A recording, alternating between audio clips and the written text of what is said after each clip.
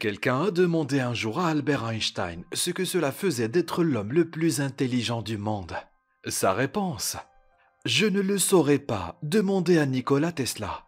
Quand on considère que le mot génie est souvent attaché à la photographie d'Einstein, on commence à comprendre l'ampleur de sa déviation. Alors, n'est-il pas curieux que la plupart des gens aujourd'hui puissent s'identifier à Einstein ou Edison, mais que le nom de Nikola Tesla leur échappe? Qu'est-ce qui a fait exactement de Tesla l'homme le plus intelligent? Et si son influence était si grande, pourquoi sa pertinence et particulièrement sa conscience altruiste ont-elles été écartées de l'histoire?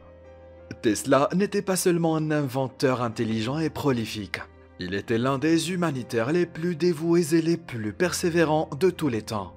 Malgré ses défauts de personnalité, Tesla était un savant scientifique et spirituel, motivé par un objectif unique: exploiter les forces de la nature au service de l'humanité, pour atteindre un objectif ultime qui était abolir la guerre. Cependant, pour les riches et les puissants cherchant à maintenir le statu quo, ces paroles désintéressées étaient l'indication d'un homme dangereux. Alors que d'autres hommes sont devenus milliardaires grâce à l'application de ses idées, Tesla a souvent fait face à des circonstances très injustes et à des difficultés inexplicables. Il est mort dans une chambre d'hôtel, sans le sou et seul. La plupart des documentaires sur Tesla célèbrent son intelligence et critiquent son excentricité, son arrogance et parfois son irresponsabilité financière. Mais ces perspectives négligent la valeur fondamentale de Tesla, qui était d'apporter la paix, l'aisance et la dignité à chaque être humain. Cette vérité rend la vie de Tesla un triomphe de l'esprit humain, et une tragédie pour ne pas être vu pour ses véritables intentions. Chaque choix et chaque action qu'il a fait était aligné sur ce but. Rejoignez l'univers à l'intérieur de vous, créez une nouvelle réalité et découvrez comment l'altruisme de Nikola Tesla a servi d'étoile du Nord tout au long de sa vie. Comment il a menacé les riches et les puissants et comment il le définit comme le génie le plus influent, méconnu et le plus désintéressé du monde. Nous connaissons Nikola Tesla en tant qu'inventeur, ingénieur électrique et mécanique. Avec plus de 700 brevets internationaux au moment de sa mort, l'immigrant serbo-américain a catapulté l'humanité dans une ère entièrement nouvelle. Un monde alimenté et éclairé par un courant électrique alternatif. Et ce n'est que le début. Des centaines de moyens électriques que nous utilisons aujourd'hui ont été créés dans sa tête. Moteur à turbine, chemin de fer électrique, éclairage au néon et fluorescent, rayons X, communication radio sans fil, télécommande et compteur de vitesse, pour n'en nommer que quelques-uns. Une grande partie de ce qu'il a inventé n'a même pas pris forme avant des décennies. Par exemple, ces idées ont également été à la base de la robotique humanoïde moderne, des missiles guidés et des torpilles, des hélicoptères, de l'énergie solaire et éolienne, voire de la technologie des téléphones portables. Mais malgré toute son intelligence et sa maîtrise, Tesla ne se croyait pas la source de sa grandeur, plutôt un conduit pour celle-ci. Il a dit: mon cerveau n'est qu'un récepteur. Dans l'univers, il y a un noyau à partir duquel nous obtenons la connaissance, la force et l'inspiration. La connaissance était certainement son don, mais il a dit: l'instinct transcende la connaissance. Il faisait confiance à sa connexion à une source et c'était une compréhension qu'il avait réalisée assez jeune. Que réserve l'avenir à cet être étrange, né d'un souffle, d'un tissu périssable, mais immortel, avec ses pouvoirs redoutables et divins? Quelle magie sera opérée par lui à la fin? Quelle sera sa plus grande action, son couronnement? Le 10 juillet 1856, Nikola Tesla est né le fils d'un prêtre orthodoxe oriental, le quatrième de 5 enfants dans ce qui est aujourd'hui la Croatie. La légende dit que c'était pendant un orage, à une époque où l'ancien mystisme juif prophétisait l'ouverture des portes de la sagesse sur la terre.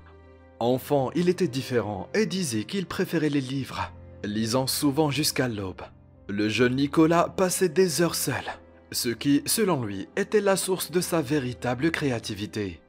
Être seul, c'est un secret d'invention. Il a dit: soyez seul, c'est là que naissent les idées. Une mémoire édétique lui a permis de se souvenir de détails minuscules et de résoudre des problèmes mathématiques compliqués dans sa tête. Comme le processus d'un artiste, sa conception d'un mot ou d'une chose était parfaite. En effet, on pense que Léonard de Vinci partageait cette capacité visionnaire unique, qui est si rare et efficace, qu'elle a même été comparée à la vision dans une autre dimension. Dans mon enfance, j'ai souffert d'une affection particulière due à l'apparition d'images, souvent accompagnées de puissants éclairs de lumière, qui gâchaient la vue d'objets réels et interféraient avec mes pensées et mes actions. C'étaient des images de choses et de scènes que j'avais vraiment vues, jamais de ceux imaginés. Lorsqu'un mot m'était prononcé, l'image de l'objet qu'il désignait se présentait vivement à ma vision. Et parfois j'étais tout à fait incapable de distinguer si ce que je voyais était tangible ou non. Cela a généré inconfort et anxiété. Bien qu'elles aient d'abord peur de ce don, ces images holographiques sont devenues plus tard la clé de son processus créatif.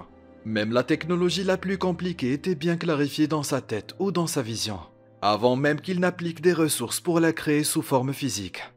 À 17 ans, sous la pression de son père, il se prépare à une vie de séminaire et tombe gravement malade du choléra, lorsque son père a finalement consenti à l'envoyer dans la meilleure école technologique à la place.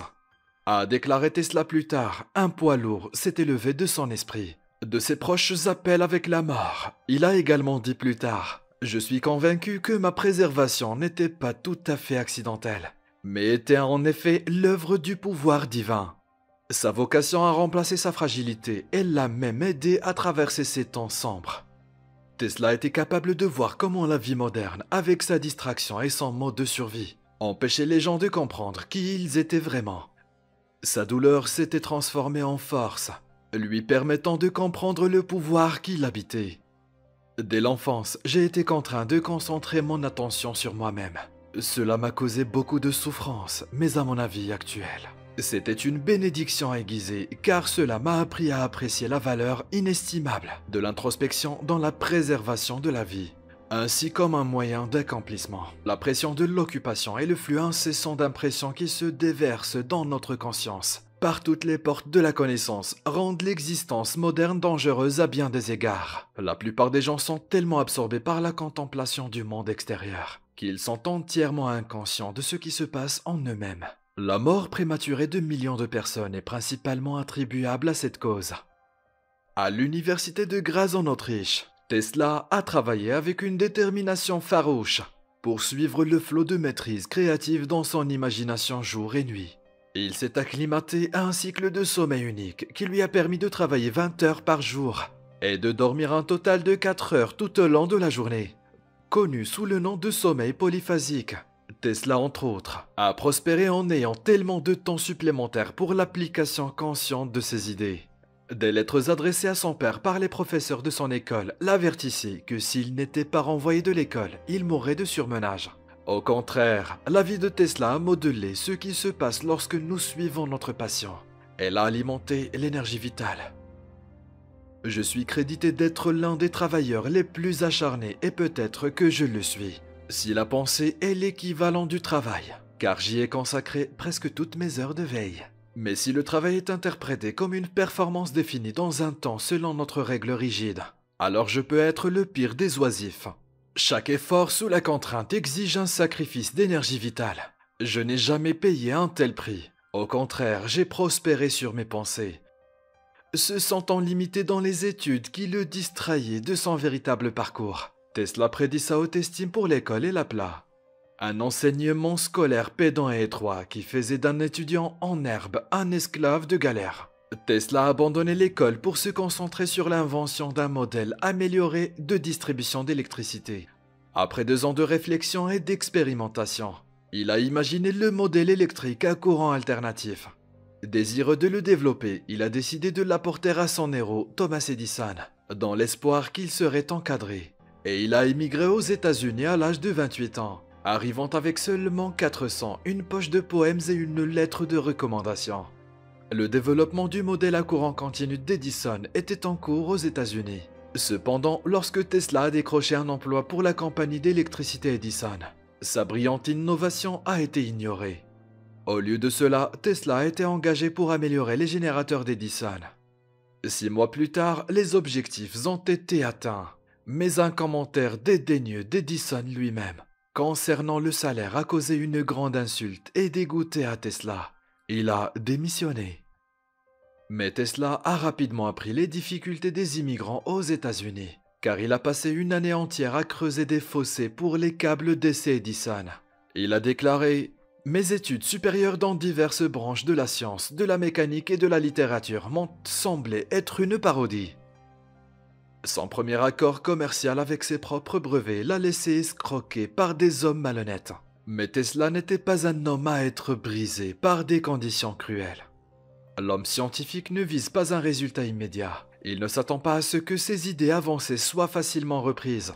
Son travail est comme celui du planteur pour l'avenir. Son devoir est de jeter les bases pour ceux qui sont à venir et montrer le chemin. Il vit, travaille et espère. Après des années trop pénibles avec l'aide d'investisseurs, il ouvre enfin un labo et se lance avec passion dans son travail. Je ne pense pas qu'il y ait un frisson qui puisse traverser le cœur humain comme celui ressenti par l'inventeur lorsqu'il voit une création du cerveau se dérouler avec succès. De telles émotions font qu'un homme oublie la nourriture, le sommeil, les amis, l'amour, tout. Ces 22 premiers brevets étaient les créations les plus précieuses depuis l'invention du téléphone. Lorsque George Westinghouse est entré en scène, Tesla avait enfin les moyens de commercialiser son modèle de courant alternatif. Pendant ce temps, le système d'Edison devenait plus populaire. Mais le courant continu perdrait de sa puissance au fur et à mesure qu'il voyageait. Il fallait donc des centrales électriques tous les kilomètres, et même alors, il allumait à peine des ampoules. Et le système à courant alternatif de Tesla, cependant, puisque l'électricité était facilement régénérée en cours de route, il était non seulement moins coûteux, mais il produisait beaucoup plus d'énergie pour la lumière et les appareils électriques supplémentaires. Lorsque Westinghouse a été frappé, cependant, par des pressions financières, Tesla, dans son désir d'améliorer l'humanité, et probablement reconnaissant envers le seul homme qui avait cru en lui, a déchiré le contrat qu'il avait conclu avec Westinghouse, qui aurait obtenu une commission sur ses revenus futurs. Peut-être qu'aucune déclaration ne transmet les véritables intentions de Tesla plus que celle-ci. L'argent ne représente pas une telle valeur que les hommes s'il y est placé. Tout mon argent a été investi dans des expériences avec lesquelles j'ai fait de nouvelles découvertes, permettant à l'humanité d'avoir une vie un peu plus facile. Malheureusement, cette décision lui a coûté cher lorsqu'il aura besoin d'un soutien financier plus tard dans sa vie.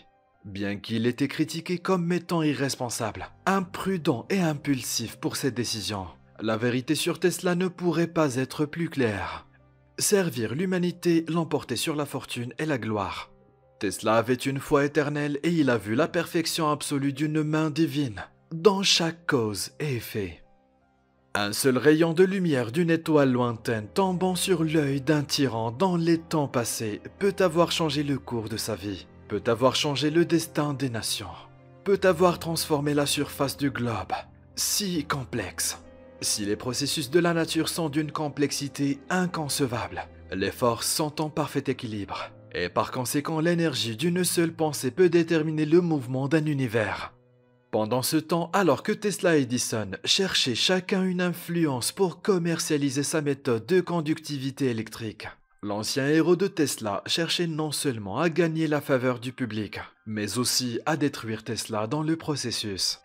Edison a choisi d'instiller la peur du courant alternatif en illustrant de manière barbare la puissance même qui a rendu le système de Tesla supérieur. Sa stratégie pour créer cette sphère était de mettre en scène des démonstrations terrifiantes, où il électrocutait des animaux, des chats, des chiens, des vaches, des chevaux, même un éléphant. Et puis, il a même été plus tard suggéré qu'il soit utilisé pour exécuter des criminels. Alors que les gens regardaient avec horreur, la manipulation a réussi quand personne n'a défié les auteurs pour leur action abusive et violente. Mais Tesla a vu clair. Il a déclaré « L'infliction de la peine de mort est non seulement barbare et inhumaine, mais inutile en tant que facteur dans le schéma de la civilisation moderne. » Heureusement, le bon sens a prévalu et après des débuts spectaculaires de lumière à l'exposition universelle, le modèle AC a gagné la guerre, faisant de Tesla et de son propriétaire de brevet, Westinghouse, des célébrités internationales du jour au lendemain. Pour Tesla, tant que l'humanité avait des besoins, Il y avait du travail à faire. Sans responsabilités familiales et motivé par l'humanitarisme et non par le gain financier, il a continué à inventer de manière prolifique. Tesla a ensuite réalisé avec succès son rêve de 30 ans d'exploiter l'hydroélectricité des chutes du Niagara, une réalisation qui a propulsé l'infatigable inventeur sur la scène mondiale, ayant directement soulagé la corvée du 19e siècle. Il est devenu connu comme l'immigré mystérieux. Malgré la renommée et la notoriété temporaire, malgré la distraction fournie par les femmes attirantes et malgré la solitude, Tesla ne s'est jamais marié. Il a maintenu le cap. Son amour a été servi par la création.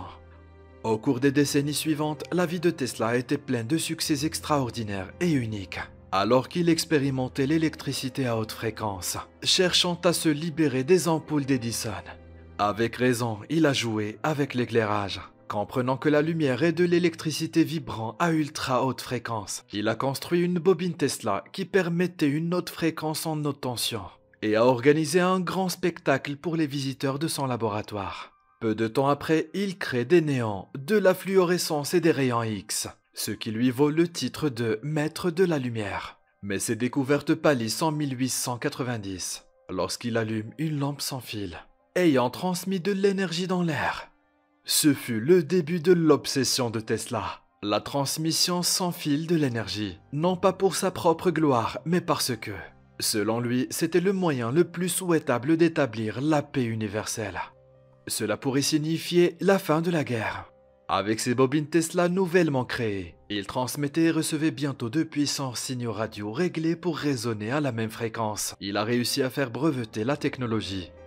Mais sur les côtes anglaises, son concurrent radio, la Marconi Wireless Telegraph Company, a commencé à prospérer sur les marchés boursiers, en raison principalement de ses relations avec l'aristocratie anglaise. Sans surprise, ses investisseurs comprenaient Andrew Carnegie et Thomas Edison. En 1901, Marconi a transmis et reçu des signaux à travers l'Atlantique, lorsque Tesla en fut informé, faisant confiance à l'Office des brevets et à l'intégrité de son rival. Il dit « Marconi est un bon gars, qu'il continue, il utilise 17 de mes brevets. Que l'avenir dise la vérité et évalue chacun selon son travail et ses réalisations. Le présent est le leur, l'avenir pour lequel j'ai vraiment travaillé est le mien. » Puis, juste au moment où Tesla s'apprêtait à envoyer un signal à 50 miles de là, un incendie dans son laboratoire a détruit tout son travail. Cela coûte plus d'1 million de dollars et lui fait reculer des années. Compte tenu de la concurrence intense, il est très probable qu'il s'agissait d'un acte intentionnel. Tesla a été dévasté, mais étant un homme motivé, il a néanmoins commencé à recréer tout son travail à partir de zéro. Mais sa foi et sa confiance se sont transformées en choc lorsque l'Office américain des brevets a soudainement répudié le brevet initial de Tesla et a attribué à Marconi le mérite de l'invention de la radio. Cela n'a jamais été entièrement expliqué, mais il est sûr de dire qu'il y avait des hommes puissants, dont Edison, derrière le rival de Tesla, dont beaucoup cherchaient à se justifier après que le courant alternatif ait détruit la promesse que leurs modèles à courant continu avaient initialement créée. Mais ensuite, en 1911, le choc de Tesla s'est transformé en colère lorsque Marconi a remporté le prix Nobel de la radio sur des modèles que Tesla avait créés en premier. Qu'est-ce qui a poussé l'Office des brevets et le comité du prix Nobel à ne pas tenir compte de l'intégrité des créations de Tesla? S'il avait reçu la reconnaissance qu'il méritait, il est très probable que les recherches de Tesla auraient été financées sans effort pour le reste de sa vie. Malheureusement, à ce moment-là, Tesla n'était pas dans une situation financière suffisante pour intenter une action en justice contre une grande entreprise. Je crois fermement en une loi de compensation. Les vraies récompenses sont toujours proportionnelles au travail et aux sacrifices consentis. Il convient de noter que quelques mois après sa mort, cependant, la Cour suprême des États-Unis a confirmé le brevet radio original de Tesla, ce qui était plus facile pour eux que de traiter le procès de Marconi contre le gouvernement. Comme Tesla l'a noté lui-même, les forces naturelles sont en parfait équilibre. Les appareils suivants de Tesla étaient des navires et des machines à transmission radio sans fil, bien qu'ils soient rarement reconnus pour cet accomplissement. Lors d'une exposition publique, un écrivain du New York Times a suggéré de submerger le navire et de transporter de la dynamite comme arme de guerre. Tesla corrigea rapidement le reporter en le suppliant de ne pas voir une torpille sans fil. Voilà le premier d'une race de robots, des hommes mécaniques qui feront le travail laborieux de la race humaine. Même Mark Twain a voulu capitaliser ses idées, ce à quoi il a répondu. Je n'ai aucun désir qu'on se souvienne de moi comme l'inventeur d'un appareil purement destructeur. Je préférerais qu'on se souvienne de moi comme l'inventeur qui a aboli la guerre, plus grande fierté. Tesla s'est intéressé à la pensée orientale et au spiritisme, après avoir rencontré un yogi nommé Swami Vivekananda. Il a même commencé à utiliser les mots sanscrits Akasha et Prana pour décrire la source au sein de Maté. Les études de Tesla sur la fréquence se sont approfondies. Il étudia même la communication psychique et crut que la pensée, étant électrique, serait un jour mesurable. La science actuelle commence à étudier les phénomènes non physiques. Elle fera plus de progrès en une décennie que dans tous les siècles précédents de son existence.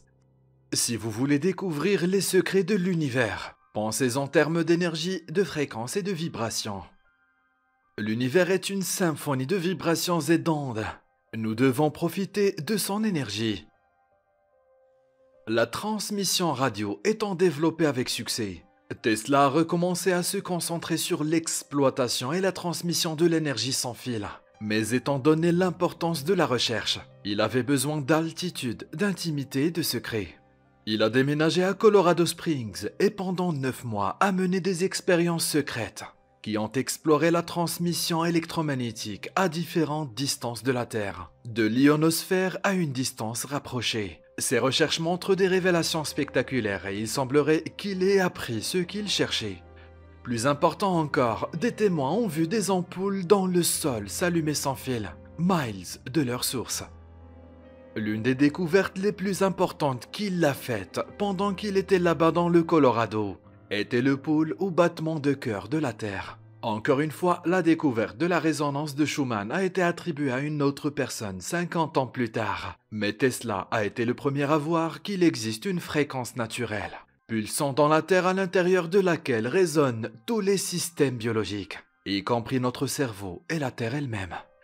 Cette fréquence 7,83 Hz qui s'étend sur 60 km de haut affecte notre santé physique et surtout notre santé mentale. Tesla a reconnu que l'interférence avec cette fréquence avait des implications inquiétantes, y compris le contrôle de l'esprit. Les ondes alpha du cerveau humain fonctionnent dans cette gamme, et la résonance électrique de la Terre se situe entre 6 et 8 Hz. Ainsi, tout notre système biologique, le cerveau et la Terre elle-même, fonctionnent sur les mêmes fréquences. Si nous pouvons contrôler cette résonance électroniquement, nous pouvons contrôler directement l'ensemble du système mental de l'humanité. Débarrassé des dangers que cela représentait, Tesla a trouvé les réponses dans l'ionosphère, au-dessus où la résonance Schumann pulsait. Aujourd'hui, parce que la fréquence Schumann reçoit un assaut de rayonnement EMF, du Wi-Fi et des tours de téléphonie cellulaire, l'impact sur tous les systèmes biologiques, y compris et surtout les abeilles, les papillons, la faune et bien sûr les humains, suscite de vives inquiétudes. Alors qu'il était à Colorado Springs, une nuit dans son laboratoire, Tesla a remarqué un signal radio répétitif capté par son émetteur. À sa grande surprise, il crut que ce signal était transmis consciemment depuis l'espace, par d'autres formes de vie. Lorsqu'il a annoncé cette découverte, il a été largement et malicieusement ridiculisé. Mais il est bien connu que les ondes radio viennent de l'espace. Bien sûr, leur source n'est pas toujours claire. Que nous puissions envoyer un message à une planète est certain. Que nous puissions obtenir une réponse est probable. L'homme n'est pas le seul être dans l'infini doté d'un esprit. Malheureusement, l'assaut de la presse a été le début d'une nouvelle ère de relations publiques pour Tesla. Les gens mettent en doute leur ancien héros. Inébranlable, il a continué à travailler sur sa vision de l'humanité. Vous pouvez me considérer comme un rêveur et très loin si je devais vous dire ce que j'espérais vraiment. Mais je peux vous dire que j'attends avec une confiance absolue, avec impatience, d'envoyer des messages à travers la Terre sans aucun fil. J'ai aussi de grands espoirs de transmettre la force électrique de la même manière, sans gaspillage. Il est retourné à New York, convaincu qu'il pouvait atteindre son objectif ultime. Il avait simplement besoin de fonds pour le créer.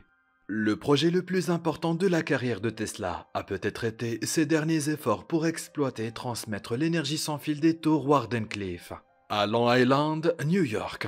Sa passion et sa clarté renouvelées par la recherche dans le Colorado. Tesla a reçu 150 000 $ de JP Morgan pour construire ce que Morgan pensait être une tour radio, et ce qu'il croyait gagnerait des millions en radiodiffusion. Mais Tesla n'était pas intéressé à gagner des millions ou à la radio. Véritable pionnier et humanitaire, il était intéressé à exploiter l'énergie de la Terre et bien sûr à mettre fin à la guerre.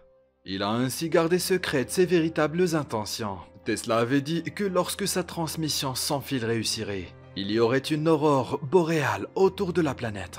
Sans surprise, les résidents environnants ont été témoins de ce qu'ils prétendaient être des aurores boréales, émanant de sa tour. Aujourd'hui, de nombreuses personnes décrivent des événements similaires en Alaska où se trouve HAARP. Bien que le projet HAARP soit très secret, il ne fait aucun doute que l'influence de Tesla abonde. Entre-temps, la tour radio de Marconi a accompli la transmission, et lorsque Morgan a hésité à poursuivre la mission de Tesla, les véritables intentions ont été révélées. Sans surprise, JP Morgan a immédiatement et apathiquement révoqué son patronage. Il semblerait que l'empire bancaire ne partageait pas un intérêt commun avec les voisins de Tesla, de libérer le monde des coûts énergétiques. Il avait la plus haute estime pour mes réalisations, et m'a donné toutes les preuves de sa foi totale en ma capacité à réaliser finalement ce que j'avais entrepris de faire. Je ne veux pas accorder à certaines personnes mesquines et jalouses la satisfaction d'avoir contrecarré mes efforts. Ces hommes ne sont pour moi que les microbes d'une vilaine maladie. Mon projet a été retardé par les lois de la nature. Le monde n'y était pas préparé. Il était trop en avance sur son temps. Mais les mêmes lois prévaudront à la fin et en faire un succès triomphal. Même face à la défaite, Tesla s'est tenu droit et a relevé le montant. Nikola Tesla avait déclaré qu'il détestait la guerre. Il a vu l'atrocité des armes atomiques et a déclaré que l'énergie des atomes apporterait un désastre à l'humanité. Horrifié à l'idée que sa technologie soit utilisée pour une invasion militaire, il croyait que si les pays pouvaient se défendre correctement, les motifs de la guerre deviendraient obsolètes et c'était bien sûr son objectif. Il a parlé au cours de ces dernières années d'une mystérieuse arme à faisceau de particules qui mettrait fin à jamais aux assauts contre les nations. Dans l'espoir qu'aucune nation ne dominerait une autre, il a envoyé des schémas incomplets de son arme à faisceau de particules à un certain nombre de nations alliées. Dans les États-Unis, le Canada, l'Angleterre, la France, l'Union soviétique et, bien sûr, sa Yougoslavie natale. Avec cette stratégie, les 6 alliés devraient coopérer afin d'employer la technologie. Bien qu'il n'ait jamais été crédité pour avoir construit ou même conçu la technologie du faisceau de particules. Dans les années 40, les États-Unis ont mis en place un système de missiles anti-aériens qu'ils ont appelé Project Nike, et plus tard a créé la Strategic Defense Initiative, un programme spatial utilisant des armes à faisceau de particules qui perturbent la structure atomique, tout comme Tesla l'a affirmé. Mais Tesla ne voulait pas la guerre, il a dit. Les forces négatives sont devenues d'une plus grande importance. Parmi celles-ci, il y en a une bien plus importante que toute autre. C'est ce qu'on appelle la guerre organisée, quand nous considérons les millions d'individus, souvent les plus capables d'esprit et de corps, la fleur de l'humanité, astreinte à une vie d'inactivité et d'improductivité. Les immenses sommes d'argent nécessaires quotidiennement à l'entretien des armées et des appareils de guerre, représentant tant d'énergie humaine. Tout l'effort dépensé inutilement à la production d'armes et des outils de destruction. La perte de vies humaines dans l'encouragement d'un esprit barbare. Nous sommes consternés par la perte inestimable pour l'humanité que l'existence de ces conditions déplorables doit impliquer. Que pouvons-nous faire pour combattre au mieux ce grand mal? En janvier 1943, dans ces derniers jours, Tesla avait prévu de partager ses plans avec le gouvernement des États-Unis. Lorsqu'il mourut subitement la nuit précédente. Ce fut une triste fin pour un si grand serviteur de l'humanité. Il avait passé ses dernières années dans le parc avec des pigeons et n'ayant pas d'argent vivait endetté dans un hôtel. Il n'est pas surprenant que ses recherches aient immédiatement disparu. Après que Tesla ait enduré tant d'années de diffamation publique et de pauvreté, il est clair que ses recherches étaient toujours d'une importance cruciale. Dans les années qui ont suivi sa mort, alors que ses contributions scientifiques ont été notées, son désir de voir la fin de la guerre est souvent ignoré. Il a dit lui-même: « De cette guerre, la plus grande depuis le début de l'histoire, un monde nouveau doit naître. Un monde qui justifierait le sacrifice offert par l'humanité. Ce nouveau monde doit être un monde dans lequel il n'y aura plus exploitation des faibles par les forts, des bons par les méchants, où il n'y aura pas d'humiliation des pauvres par la violence des riches, où les produits de l'intellect, de la science et de l'art serviront la société pour l'amélioration et l'embellissement de la vie, et non les individus pour atteindre la richesse. Ce nouveau monde ne sera pas un monde d'opprimés et d'humiliés, mais d'hommes libres et de nations libres, égaux en dignité et en respect pour l'homme. Pour les riches et les puissants de cette époque, et en fait de toutes les époques, qui cherchent à maintenir le statu quo, ces paroles désintéressées sont les paroles d'un homme dangereux. Nikola Tesla n'était pas parfait. Il avait des phobies paralysantes à propos des germes, une méfiance envers les femmes et il avait très certainement des obsessions avec les chiffres, choisissant de ne rester que dans des chambres d'hôtel avec les chiffres 3, 6 et 9. Il manquait d'étiquette sociale et quand il s'agissait de percevant du point de vue des autres, y compris son mécène, il faisait parfois des remarques arrogantes sur sa propre signification historique, qu'il n'appréciait certainement pas, mais quand c'était clairement vrai. Il a également exprimé des croyances sans compassion sur l'eugénisme, à savoir que les criminels et les malades mentaux devraient être stérilisés. Bien qu'en effet choquante, la stérilisation n'était qu'une stratégie pour mettre fin à la souffrance. Tesla a compris l'interconnexion de toutes les personnes et a même ressenti leur douleur avec empathie. Lorsque nous parlons de l'homme, nous avons une conception de l'humanité dans son ensemble.